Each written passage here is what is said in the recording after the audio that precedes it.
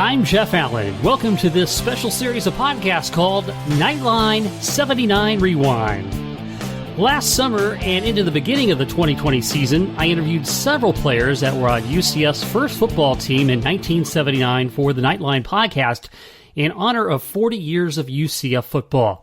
While nostalgia continues to be front and center while we wait for the resumption of live sports, we thought we would bring these interviews back as their own podcasts so that we could relive these great memories once again. On this edition, we bring you one of the biggest names in Knight football history, linebacker Michael O'Shaughnessy, who was not only one of the first stars of the program, but has been a part of the radio broadcast team and a long-time champion supporting the program. So let's get to it, shall we, on our Knightline 79 Rewind with UCF Hall of Famer Michael O'Shaughnessy. Michael, we'll just go right to it. So how did you end up on UCF's first ever football team?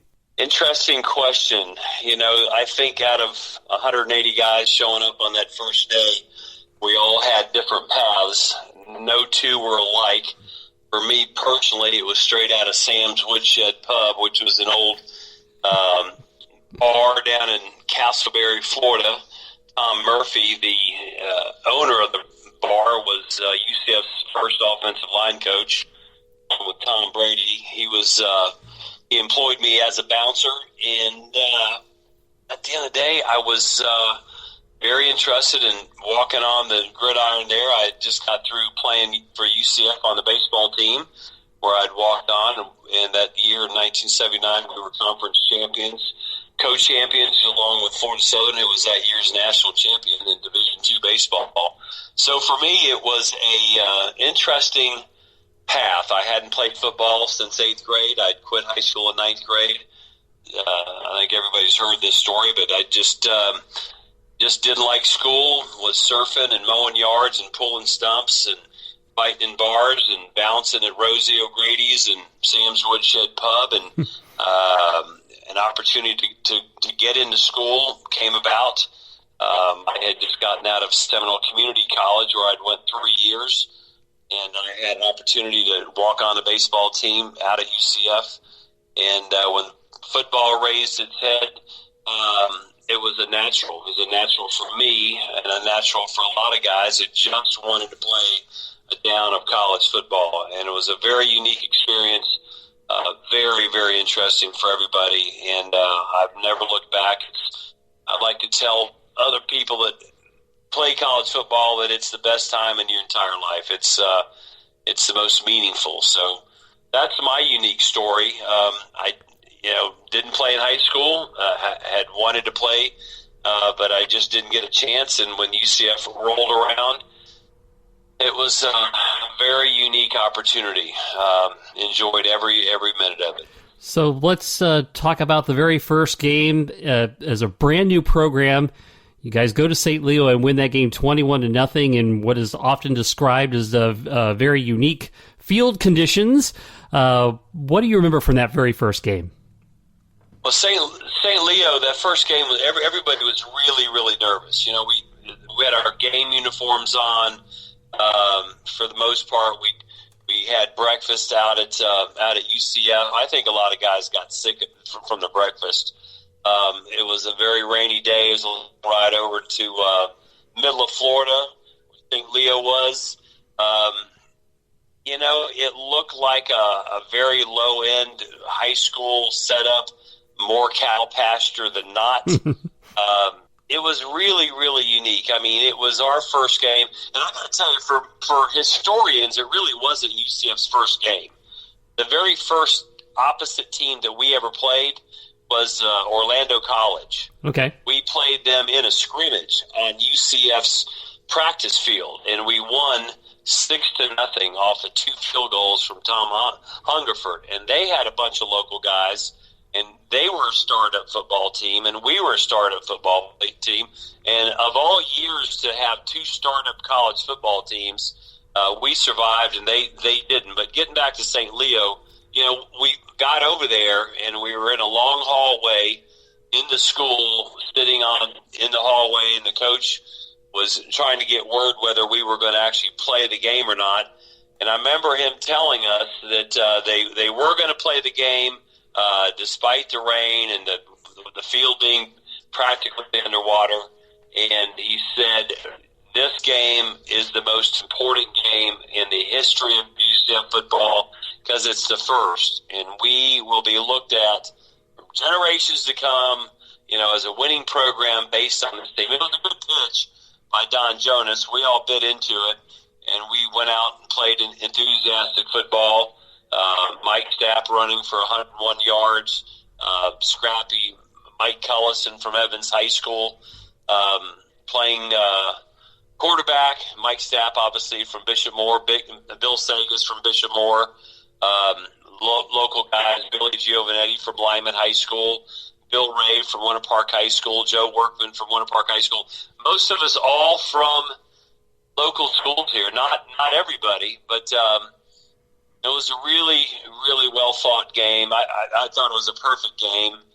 They weren't – I mean, they were bad, but they weren't that bad. Mm-hmm. Bobby Joe Plain, obviously, taking it in on a 15-yard pass from Cullison for UCF's first touchdown. Second touchdown goes to Bobby Ross, and third touchdown goes to Mike Cullison on a bootleg, end-around, bootleg, quarterback bootleg. And it was really cool. It was very, very cool. So, yeah, and you guys finished 6-2. Talk to me a little bit about playing for Don Jonas. And I trust Don Jonas had a great influence on your life. People don't realize what unique talents Don Jonas brought to this time and era. Number one, Don Jonas was Orlando's first celebrity sports athlete. Mm-hmm. He had his own radio show. He was the quarterback of the Orlando Panthers.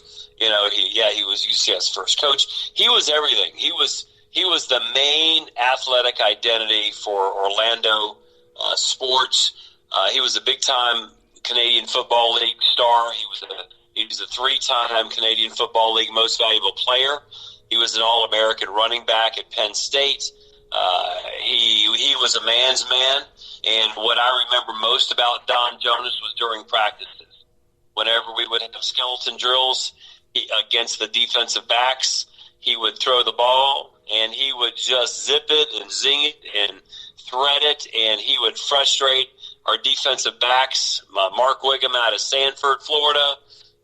You had Dean Groves out of Oak Ridge. You had a bunch of boys out of Evans that were back there in the backfield. Ron Johnson from Ohio was down playing defensive back. But Don Jonas could just zip it. So, Don was not a rah-rah guy. He was just a man's man that, he inspired us just by his athleticism. He was really a phenomenal athletic physique guy. And he loved women. He loved women. And I'm not going to get into that, but he loved all shapes, sizes, and forms, whatever. So, but he was a great coach for us to have the first two seasons. He shared it. The third season was Sammy Weir, who was the Lake Howell High School coach that had won the district champions there the year before, the Lake Howell Silverhawks, and where Brandon Marshall came out of, and Darren Slack came out of later on. But Don Jones was a great guy, still is. We had some great coaches of that time. I mean, our coaching staff was phenomenal. Tom Murphy, All-American, Purdue. We had Tommy Bland, wide receiver, Orlando Panthers, and some other football teams. We had Ray Tizeo for running backs. We had Bugsy Engelberg, who was the general manager later of the Tampa Bay Bandits. Yeah, man. And he was also Ray Guy's punting coach for the Oakland Raiders. Okay. He had Big Lou Ross. He was our he was my favorite coach. He was I was a defensive end, and he was my specific coach. Big Lou Ross was a defensive end for the Buffalo Bills. He played with O.J. Simpson. Orlando boy, a big Lou Ross. We had Coach Green, and we had a bunch of guys that were Tom Brady, who was offensive All-American for Tennessee. just some great coaches. John Pincinetti, I don't know where he played, but he'll be at this reunion. I want to give a shout out. We're having a 1979 reunion at the UConn game. Mm-hmm. And if you haven't gotten hold of me or Hillary Horner, you can find me on Facebook or some of the other places. But we've organized. We're going to meet the existing team that Friday. Be honored to watch them practice and meet them for a meal. And we're having our reunion at the stadium, and we'll be announced at the UConn game. So that's the 40th year of UCF football. Yep. It's 23rd in Division I. I've been a long-time fan. I love it. I live and breathe black and gold. I always knew that UCF was going to be a big-time college football team. And, I couldn't imagine how big it is now. But George O'Leary and Josh Heupel, it's unbelievable. And here's the thing: if you're a UCF fan, and you know this, mm-hmm. we are just starting. Yep. And you would not believe the layers of depth we have. I think Josh Heupel told me that at his third practice scrimmage, at his third spring practice, he had 100 and some odd guys out there from high school. 35 of them, of which they had already offered scholarships to. This is unheard of. Mm-hmm. The amount of talent that is flowing into UCF from other Division I programs. We all know about Wimbush.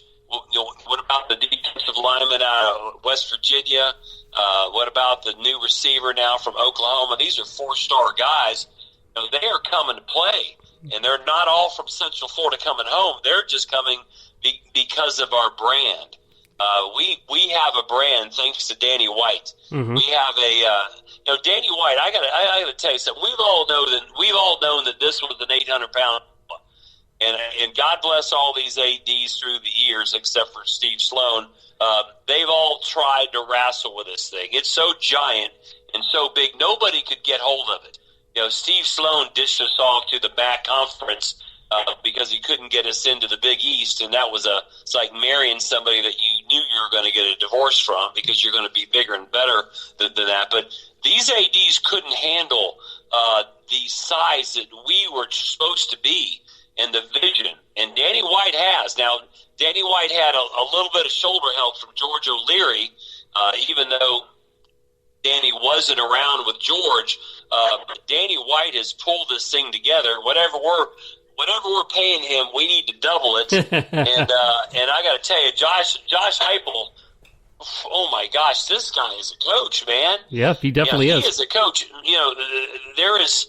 Let me tell you something. Frost inherited, more than 50 or 60% of the players on that 217 team came from O'Leary. All right, now mm-hmm. I get it. There wasn't a connection between the players George had and George's age, but the bottom line, those are George's guys. The guy that put us on the map with that team was Shaquem Griffin. Yep. His energy. Mm-hmm. His energy is what carried us. Yes. Despite the changing and all the coaches and all that shit.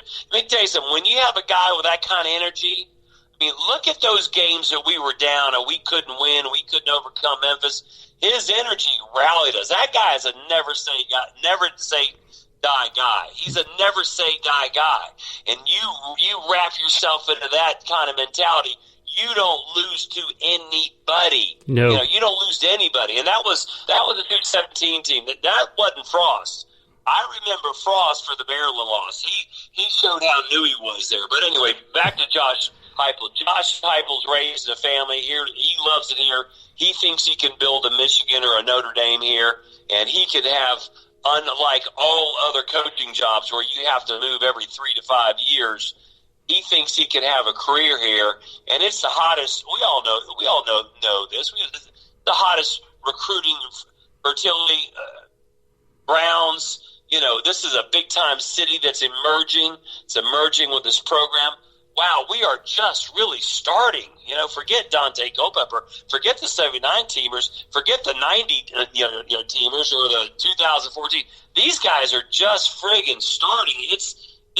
It's amazing. Let me tell you one story, and I'll shut up here. So I'm I'm at the Bishop Moore game against Jones last season, and this one kid from Jones stood out. He was purely, you could see that he was bigger, faster, stronger. He was the stud. He was the captain. And I'm holding the chains during the game, and I'm talking to the other chains guy. Says, "Man, look at this guy play. He's got to be phenomenal." And this guy pops up behind me. He goes, "Yeah, well, that's my grandson you're talking about." I said, "No kidding. Where's he going?" And he says, Clemson's offered. FSU's offered. Florida's offered. Clemson, in Texas won him. I said, "Well, where's he going to go?" He goes, "He wants to go to UCF." Nice. Well, the next day, I freaking contact UCF, and they say, "Yeah, we already got him. Nice. We already got to." And this guy enrolled in December. His name will come to me in a second, but this guy's a phenomenal defensive lineman, or tight end, or D end. Out of Jones High School. These are the kind of guys that we are getting now. Now, I will say for these guys that are recruiting local, what we offer that no other school offers, if you're going to have a career here after your university days are over, then you have instant employment. You have instant recognition for the rest of your life.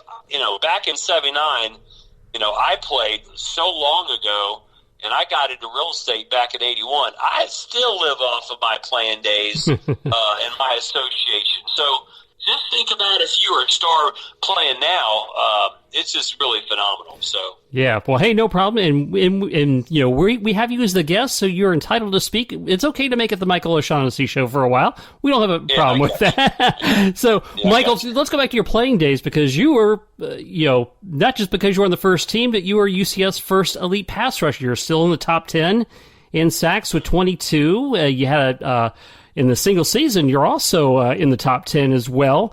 What led to your success at getting to the quarterback? I don't want to brag, but I have an intense nature, and they let me play this position. I was a running back for the first 4 games. I was never going to get in front of my staff for certain reasons. And at the end of the day, I asked to go over to defense. I'm not fast enough for a defensive back. A little bit small on the size for linebacker, and we had some good ones anyway. Doug Gatewood was a phenomenal linebacker, defensive back. We had Billy Giovanetti, Mike Porowski. We had so one game we were losing pretty bad, and they were just running around the end. And Tom Murphy, the old bar guy from Sam's Woodshed Pub, who knew me. I had over 200 fights in his bar as a bouncer. Yeah, plenty of practice then. They said put O'Shaughnessy in the defensive end, and I had 5 sacks. People don't know this. I had 5 sacks in one half.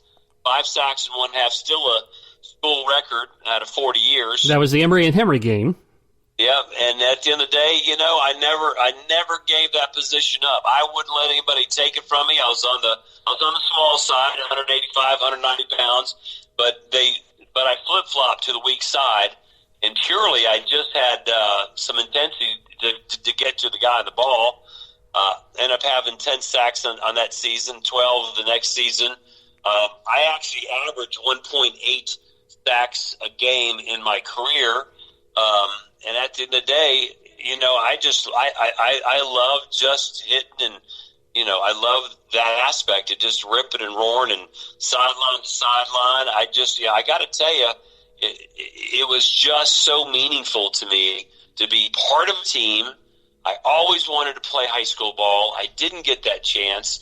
I always loved the physical nature of fighting somebody, and I loved everything about being on that defensive line. And I have to tell you something. We had a great defensive line. We had Ed the Bull Gantner, who played for the but the Jacksonville Bull. He was a professional wrestler. We had Mike Summerfield out of Miami. He's another 6'5" guy, 240, 250, 260. We had Tommy Sparks, national shot put champion out of Edgewater High School at nose guard. And, we had, in my opinion, one of the best defensive lines ever out at UCF. We were playing on another level. but we were playing at a level that we were supposed to be, playing on. Still looking up, but obviously not on today's level. You look at these defensive ends now. They're 280 and they're 6'5" and 6'8" and just true Division I guys. Yeah, we're Division III. We had some good football players. Since this 40th is coming up, I'm reminded who really was a football player on our team. And I got to tell you, we all wanted to be, and we all kind of were. But Tim Kiggins, UCF's first All-American, played in the Canadian Football League. He was a football player, transfer out of Southern Miss. He could play today on today's team. Ed Gander could play on today's team. I think there'd be a place for Billy Giovanetti on this team. Billy's son, Billy Giovanetti, played for O'Leary and was on that 2014 team. Yeah, and those other good teams. So. Yeah, would Michael O'Shaughnessy Jr. was a lot like Billy Sr. Yeah. So would Michael O'Shaughnessy be able to play today? Man, I got to tell you something. They could still put me on kickoff teams, but that's about as much as I could find the field.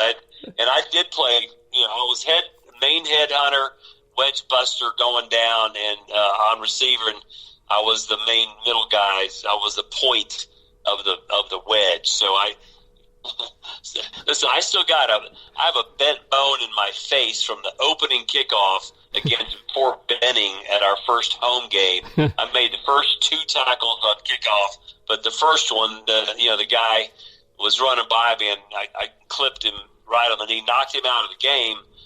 But I got a nice little dent in my bone in my face from that tackle. So could I play? And I'd be one of those walk-on, scout team guys that probably would never be able to dress out, to be honest with you. Well, it's just, it's all size and skill now. Yeah. It's not all heart. It's size and skill now. So, that's the way it is. So as a guy who was excellent at getting to the quarterback, as you follow UCF over the years, talk about some of the guys that have been elite pass rushers for the program over the years. Who sticks out the most to you? My all-time favorite would be Bruce Miller. Bruce Miller had a motor. He had a motor that was relentless, and I relate to the motor. Emil Ekiyor had a motor. Yep. There's been some great ones. Darryl Rudd was another one who just had a motor. The guy had a motor, and he just wouldn't stop. One of the greatest stories I've ever heard of UCF football was who's that coach that only lasts 4 games in the season?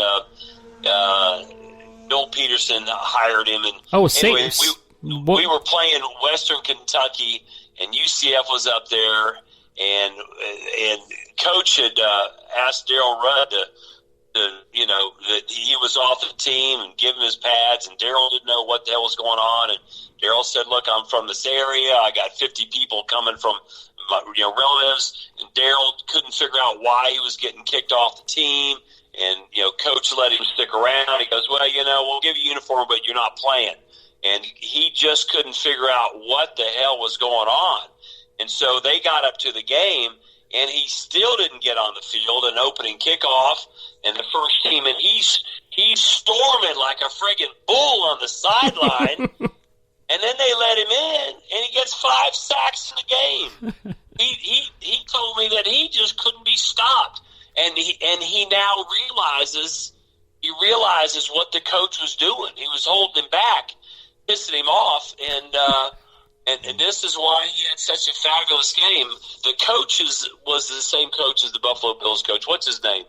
Help me out here. It was the Buffalo's. He was O.J. Simpson's coach, and he came down. Oh, Saban, Lou Saban. Yeah, Lou Saban. Yeah, it was. And so he knew what he was doing. But anyway, back to pass rushers. We've had some great ones. I've really enjoyed watching all the years and all the players that evolved, all the great plays. I love the guys from the 90s. I think UCF started to get together in around 87. We had some fearsome defenses and some really talented offensive guys. When you get into the early 90s, you had, to me, the best. Today's running backs, they don't mirror, but they equal the amount of talent that we had in the backfield. Willie English, and we had that guy from Edgewater, Gerard Davis. Mm-hmm. We had Marquette Smith. Yep. We had Perry Belasis. We had Mark Giacomo. These are all in the same era. I mean, these are phenomenal running backs, big beefy lines. But we were killing people. I remember in '94 we ended up number one in the nation, Division I AA. We were preseason #1 in the nation. That was a letdown year. Those guys really let me down. But '93 was phenomenal. All that '90 team, that '87 team, the '88 team, and then you get into the later Dante years, '97, '98. Just really enjoy UCF football. I love that it's our team. I love that it's Orlando's team. I just can't say enough about Heupel. I can't say enough about where this program is. White and Heupel have shared with me that their goal is to shut off the talent flow to Gainesville and Tallahassee. And when you look at a bigger picture, those teams may have been around a long time, but they're out in the middle of nowhere. It ain't cool to be in nowhere land anymore. It just ain't cool. It's like your old bad Chevrolet. It ain't cool anymore. And I got to tell you, Orlando's cool. UCF is cool. UCF is hard to get into. Yeah, no doubt. So anyway, we're just pinching ourselves here and just patting ourselves on the back for just being a part of it. And 40 years of UCF football, and it's just a fantastic feeling. I just absolutely love it. Let me jump back to the early '90s, because this is where you and I became acquainted. You've been long involved with the university, and you were the sideline reporter when WGTO was carrying the games back in the early '90s. What memories do you have of that experience? Absolutely loved it. Paris is now part of the program. He was part of our deal along with Robert Siegel. Yeah, Robert Siegel. Love Robert Siegel. Love that team. Love being and also you got what's his name back there doing all the technical stuff. Who am I thinking of?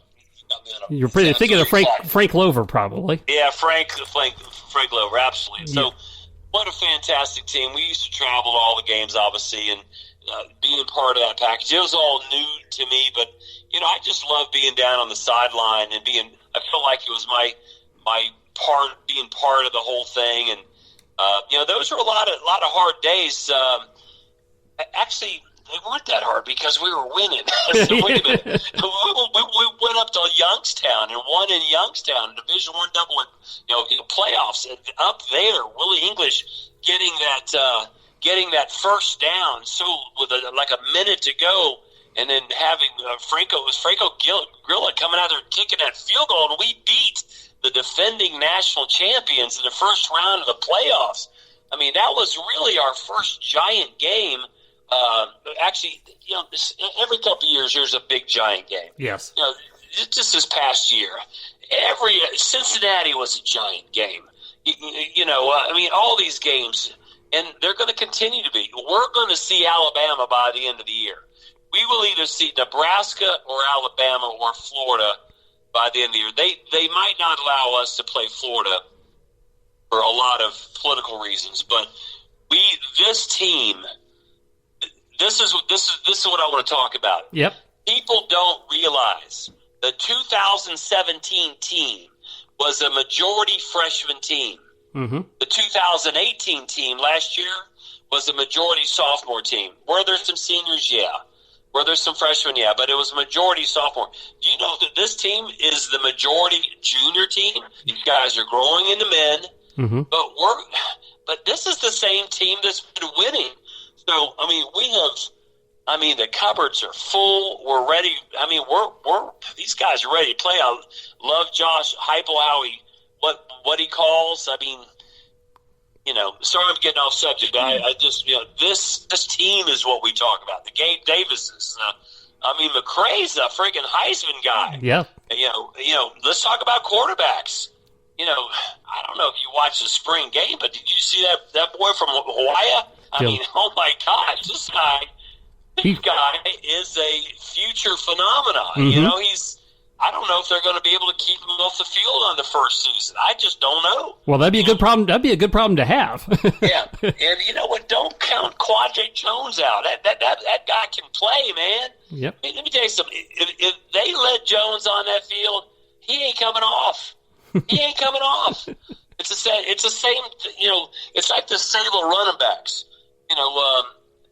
Who's the guy out of Bishop Moore? He's our number 5 running back. Oh gosh, his dad played in the NFL. His name has escaped me for right now. I want to say Curious. The name will come to me in a second. This guy, if he ever gets the field, he ain't coming off. But I mean, who do you not play? Gillens, McCray, Anderson.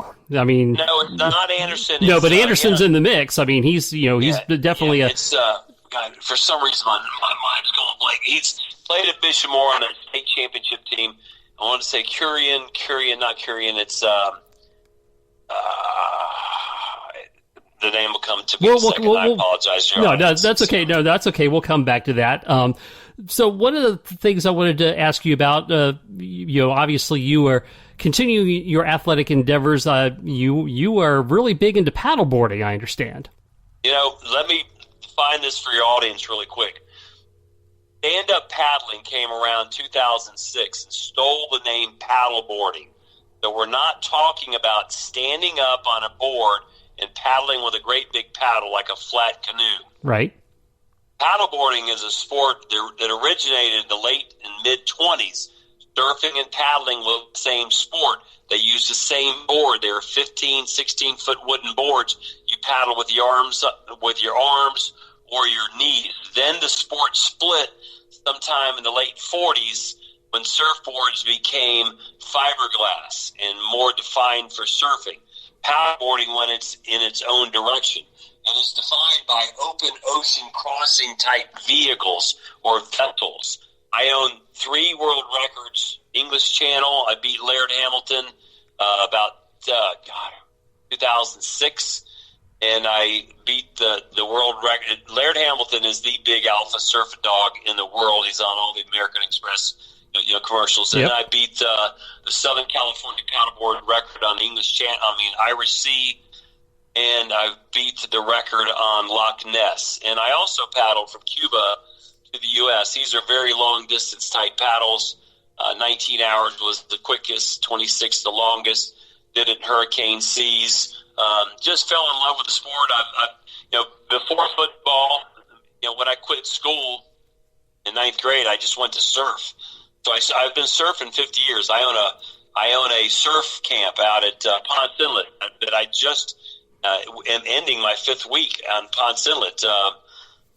And so it's called Ho Daddy-O's Surf and Sport. We're on Facebook, Ho Daddy-O's. And Ho Daddy is a surfing lingo from the 50s, from somebody that comes and steals your waves. But anyway, paddleboarding is a drug. It is a phenomenal sport.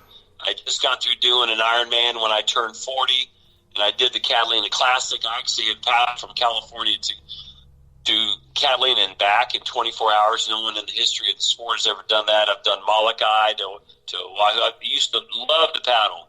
I still love to paddle. I have the largest wooden surfboard collection on the East Coast, largest paddleboard collection, and we're talking about 16, 18, 19-foot boards that are 20 pounds in weight, 21 inches wide.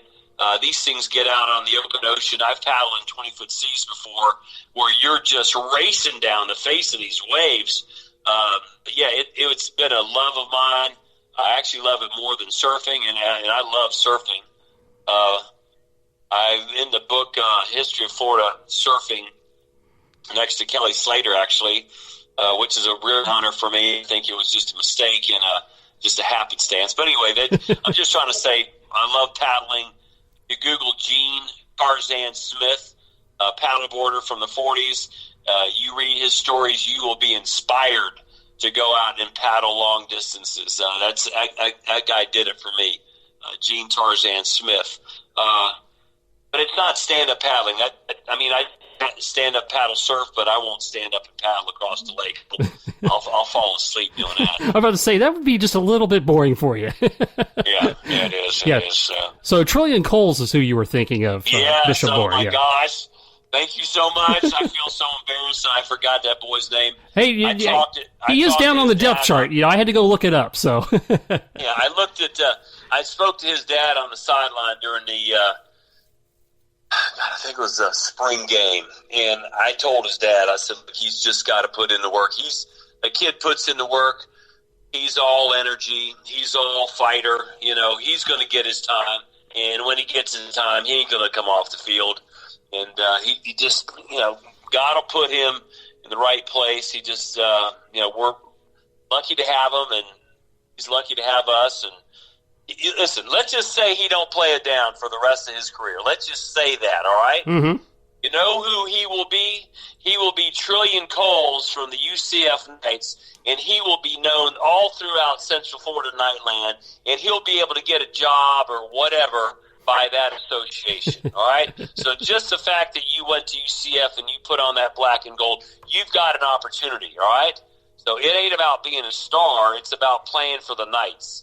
And we have an army in the community of Central Florida. So, let's just say he never played it down, which ain't going to happen. He's going to get his reps, and he's going to be undenied on that field. But next question. Sorry. Oh, no worries.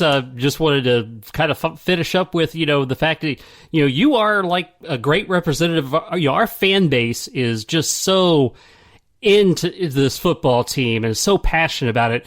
And you epitomize that fully. Well, I love the Knights, man. I love what they're about. But, these modern guys, which I appreciate, what's neat is to go in the stadium and not know anybody. And it's like, God, these guys, I mean, you remember back in the day, you could be in Central Florida, and if you saw a car with a tag that was a homemade tag, not a store-bought tag, that said Knights on there, FTU or UCF, I don't care what it is, you would know the person. Listen, part of our job in the 80s and 90s was, we would talk about this at booster meetings. Go into any store and ask, why isn't there UCF stuff or Knight stuff? That was our job. To complain. Even the Orlando Sentinel. I remember all they did was print negative stuff about us all during Gene McDowell's era. They had a boner for friggin' Gene. They hated Gene, and I don't know why. Gene, most winningest coach out of UCF. My take on Gene McDowell is there was no food, and he told people to chew leather because it felt like food. And that's the way our program was. We were wearing cleats handed down from Florida State, practice uniforms from Florida State, and this is back when we were flying out of Sanford. We would take off in planes, and we would go so long on the runway, and then in your mind, really quickly, you would think, okay, this program doesn't have any money. This plane probably shouldn't be flying. Why are we going a mile down the runway? Why isn't it lifting off the ground? You start to realize maybe we're going to friggin' wreck. Just because, this thing was patched together with Band-Aids and tough people. That's really what UCF was all about. I would say that we are tough now, but we have skill behind us, all right? But back in those days, or back through the 80s and 90s, just tough people, snot blowing, head busting, fighting type people. And then around I think the 94, 97, we started getting athletes. Our problem then was we had a full-fledged Division I starting lineup. But if anybody needed a breather, there was a hole. Yeah. We just didn't have the depth. That's why we lost. Somebody did an article not too long ago about we didn't just arrive. Look at all these painful games against Auburn. Oh, my God, you remember beating Auburn with, 50 seconds to go, and somehow the score ended up being, 19-6 or something. 10 to Somehow 6. they 10 to scored 6. 19 points. Yeah. Then the officials at the Georgia game would not let us win that game. The Kenny Clark pass interference. Yep. And even against Florida A&M, even against little Florida A&M, they freaking wouldn't let us win. I remember seeing games in there. The refs would put their hand on the flag when they were going in for a score, and if they didn't score, this is Florida A&M, if they didn't score, the flag would come out. Oh, wow. It's like, and if they scored, the flag would stay in. And so, we had to endure a lot of that, but, really tough players. The Perry Belaisises, the freaking tough players. Even Spitolsky. Spitolsky was a skill guy, but he was a tough player. He's a tough guy, Bishop Moore guy, goes on to play for Seattle, plays for UCF, All-American, Now, I got to tell you, he's got one or two more sacks in his career than I do, but, let's not point out he played 2 more years than I did. So, what else? Yeah, what 20. else? You did a great job with those 22 sacks in 2 seasons. I tell you what, this has been a blast. We will definitely have to do it again sometime. And thank you so much for sharing your memories about UCF, especially as we're coming up on the 40th anniversary of the first ever game. Yeah, that's it's going to be fun. This is our 40th year. Again, the reunion game is the UConn game. We're going to play Stanford the game before that. That's going to showcase who we are. It'll be very much like the Cincinnati game. We show people who we are, and I'm going to tell you, we're the best in the nation. We're the best in the nation. You watch. Outstanding. Michael, thank you so much. All right, stay in touch. Take care. Bye-bye.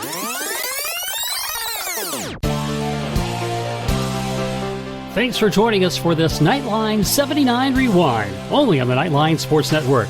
Be sure to follow us on Twitter at UCF_Knightline, and you can follow me as well at JeffAllen_88. And please like and share all of our Knightline Sports Network programming on social media and where you get your podcasts. For Knightline 79 Rewind, I'm Jeff Allen. Stay well and stay safe.